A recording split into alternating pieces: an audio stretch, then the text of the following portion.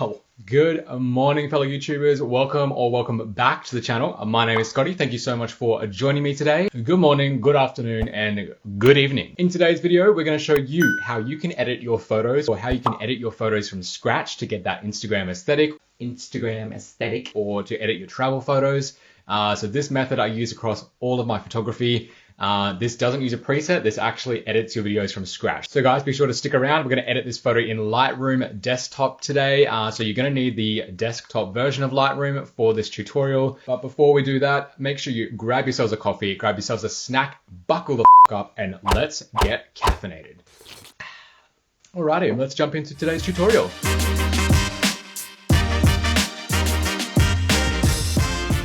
Okay guys, so here we are in Lightroom. So today we're going to be editing this photo here of my friend Deanne. This shot was taken from an editorial shoot that I did a couple of years back for Rusty Australia over at the Komodo Islands in Indonesia.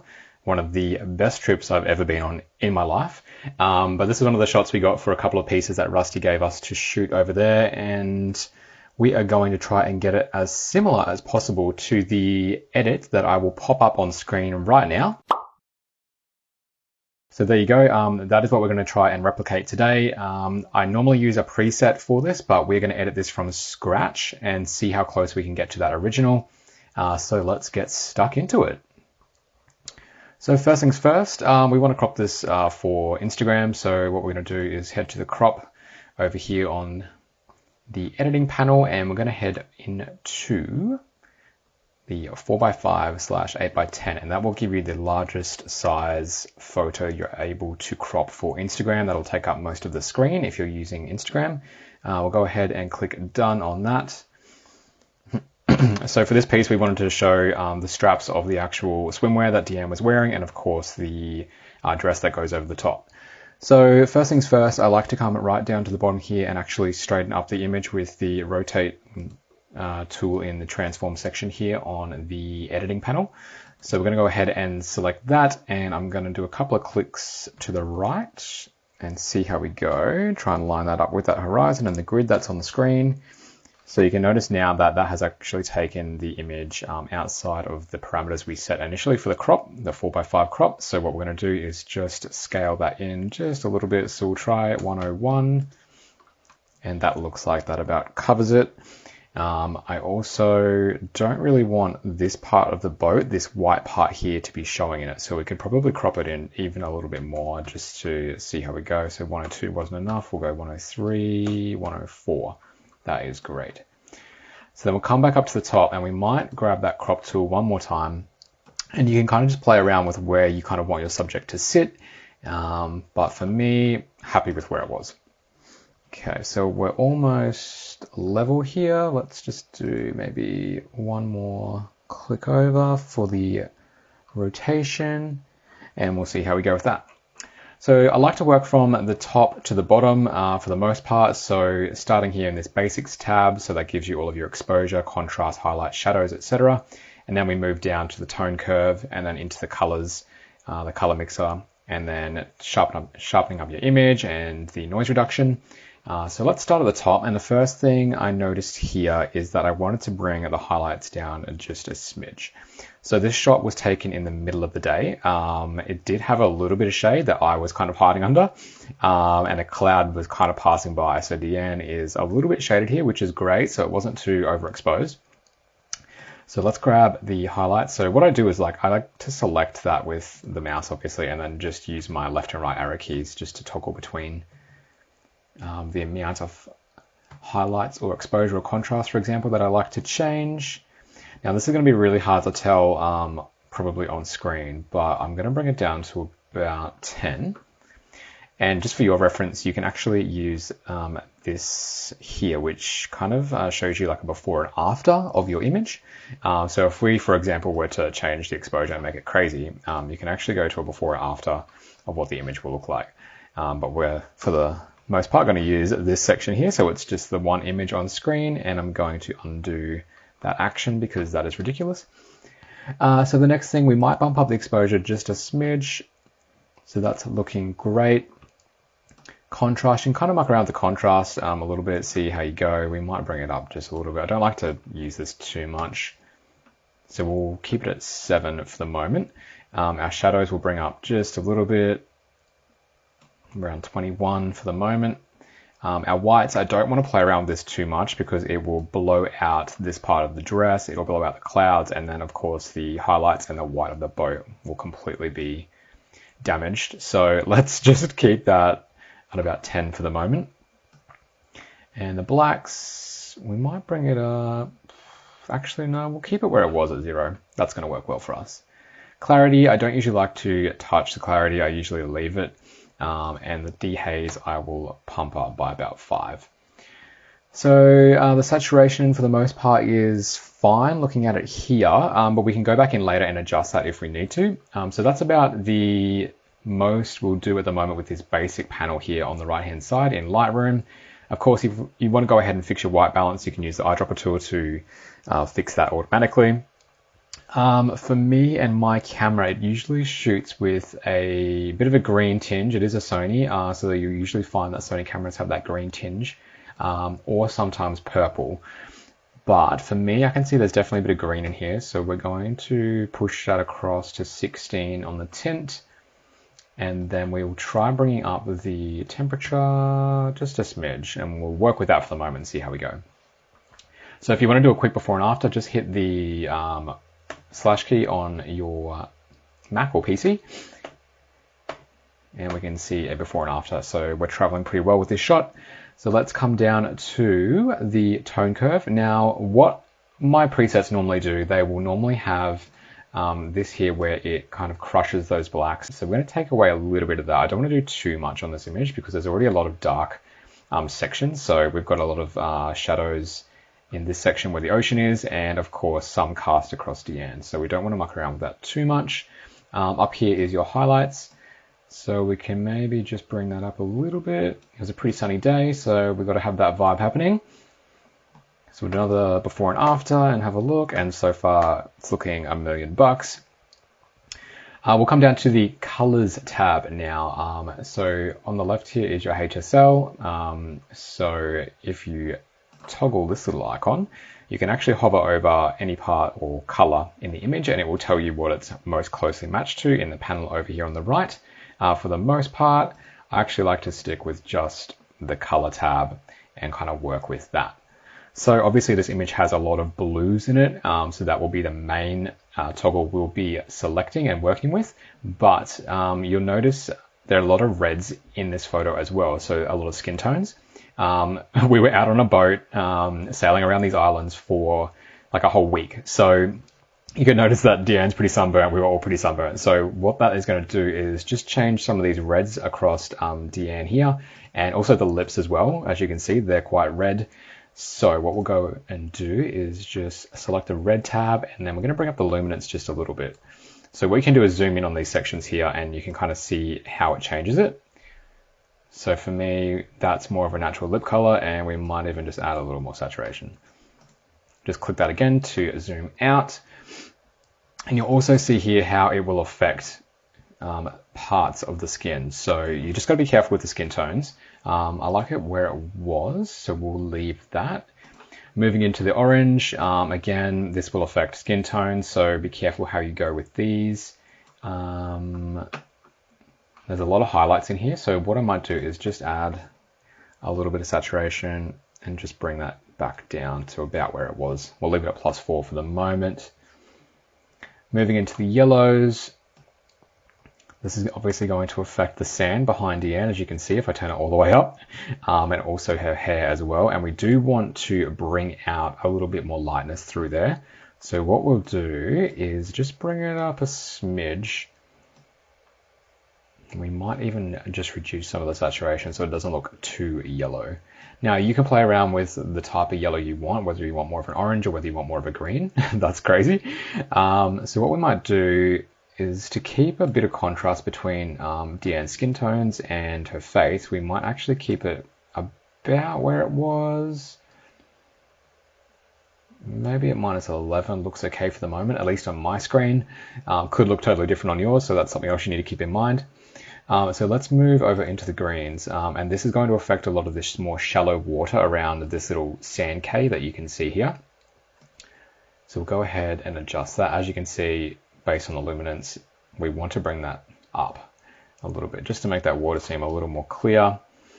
But that is about all we'll do with that tab right now. And then coming into the turquoise color, or the aqua colors, I should say, we're definitely going to bring those up just a little bit, just to brighten that section behind Deanne there.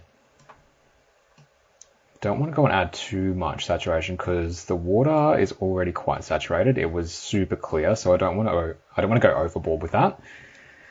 Now, I'm happy with that for the moment. Let's move on to the blues, and this is where we'll see the biggest difference, as I said earlier. Now, I don't want to blow out that sky too much, but I also don't want it to be too blue because that looks just stupid. So bring it back to the center. I might just bring it up just a smidge, so we'll keep it at 4 at the moment. And the saturation, we'll probably honestly just keep it where it is. So again, this is just all personal preference, so if you guys have a different style of photo in mind, obviously edit to that vision rather than mine. The purples, now my camera seems to have a lot of purple tinges in it, or that purple tint, unfortunately, so I do usually like to bring down that saturation, and you'll notice that can affect some areas like the lips or any red skin tones that you might have, and the same thing will happen with magenta as well. So just note that and be careful how much you do change that. So I might even just bring that up a bit. There's definitely some purples kind of hanging around in these shadows, and the magenta. Just Control Z to undo any action you don't want. So I'm just going to go in and check these skin tones. So that's not affecting too much, which is great. So we might just keep that how it was, roughly back to 0. Now we can come down into split toning. Now for split toning, it's quite common for a lot of photographers and editors to do a lot of the reds and the blues that are in the highlights and the shadows. So for this image, what I'm going to do is add some red. Now I don't want it to be at 19% saturation. I'm going to bring that back down to around 2 or 3. So it's not quite enough, so we might make that 3. It's a really subtle difference. If we hit that backslash or / key again, sorry, you will be able to get a before and after of how this image is looking. And then in the shadows here, we might add just a little more orangey red. And again, we're only going to do 2% of that. We don't want to overdo it. That is obviously going to make the skin tones look ridiculous. So you just want to keep that subtle as well. So far I'm really happy with how the image is looking. So I want to come down to sharpening here, and we're going to bring that up a little bit. Just click on the square here, and that's going to zoom out of your image. And I want to check this with the product. I want to make sure that it's sharp, or if we can sharpen it just a little bit more. And then I'm going to make slight adjustments with the noise reduction tool. So if we bring that up, that will take away some of that grain that's in there. So you want to try and strike a balance between how much sharpening you want and then also how much noise reduction you want. I don't normally mess with many of the other toggles in here. To be honest, I don't have much experience doing that, so I usually just keep with the sharpening and the noise reduction. I always come down here to the next section in lens corrections and toggle on remove chromatic aberration. So what that does is removes a lot of the purple chromatic aberration you'll see around some photos, around your subject, around other objects close to your subject. And at the moment, this is automatically selecting enable profile corrections for me. I'm going to unclick that and see what it looks like. So what this does is automatically matches up a lens and a camera to what you shot on, and will adjust the lens correction accordingly. So for me, I kind of like this image brighter. So we might keep that on for the moment. The next step, I'm going to come down and I'm going to add a little more rotation on this image because the skyline isn't quite level. That is looking better. Much better. Okay, so overall, I'm pretty happy with this rough edit. Now what I'm going to do is just come straight back up to the top. I'm going to grab this adjustment brush right here. And what we're going to do is we're going to sharpen up our subject. So we're going to sharpen up Deanne here just to make her pop a little more in the photo. A little trick that you can use is hitting the O key, and that will actually put a red marker around your image or over your image so you can kind of see where you're coloring in. So let's go back. I'm going to hit done on that and undo what we just did, because we need to double click the effect tab here, and that will reset all your toggles to 0. And then we need to come down to sharpness and bump that up. Now I like to sharpen my subjects quite a lot. They are the focus of my images, so I obviously want to keep them sharp. We're going to hit that O key again and just reduce our brush size. To do that, just use the bracket keys. So left reduces the size of the brush and the right increases the size of the brush. So we're going to paint over DN here. So let's quickly do that. Again, this is a very rough edit, guys, just for the sake of brevity and the sake of this video. So normally I would obviously take a lot more care with this. So we're going to hit the O key again. That will deselect the red there. And there we have it. DN is a little more sharper. I'm going to just bump up that noise just a little bit. And that is looking good. So we'll hit done on that. So if you don't have a lens that allows you to get that great bokeh, you can actually use that same effect. So grab the adjustment brush, double hit the effect tab, and then bring down the sharpness. And you can brush over that background, and that will actually defocus that a little, or it will at least give the effect of defocusing. So again, that was a bit rough, but there we go. And you can adjust that however much you want. So we'll keep it just there for the sake of the video. Now, what I would do next, if there were other people in the photo, or if there were parts of this photo where I wanted to touch up, I would take the image over into Photoshop. The only thing really affecting this image for me right now is the highlights on the water right here. And for the sake of this video, what we'll do is just head to the spot removal. I'm going to use the heel icon here. You can use the clone. For me, they work pretty similarly. So what we'll do is increase our brush size, and we're just going to brush over that quickly. Now this takes a little while to kind of adjust, and what that is going to do is grab part of the image that is similar and replace that section that we want to get rid of. That's a pretty good fit at the moment. We're going to do that one more time with this little bit right here and this little bit right here. And for the sake of that video, for the sake of this video, that's pretty good for the moment. So guys, there you have it. That is how I do a really quick edit on my images, on how to get my images to look aesthetic for Instagram. This is how I pretty much edit most of my photos if I don't use the presets over here. So this is looking quite similar to the preset shot that you would have seen initially in this video. So we'll do a quick before and after. So you can see that's quite a dramatic difference, and we can put them side by side if you want to have a look there. There we go. Well, there you have it, guys. Thank you so much for joining me on this quick Instagram aesthetic edit of one of my photos.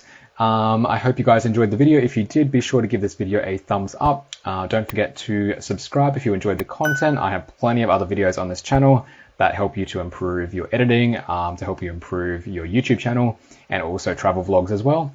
Don't forget to hit that notification button down below. That will notify you every time I release a brand new video. Anyway, I hope you guys stick around, and we'll see you guys in the next video.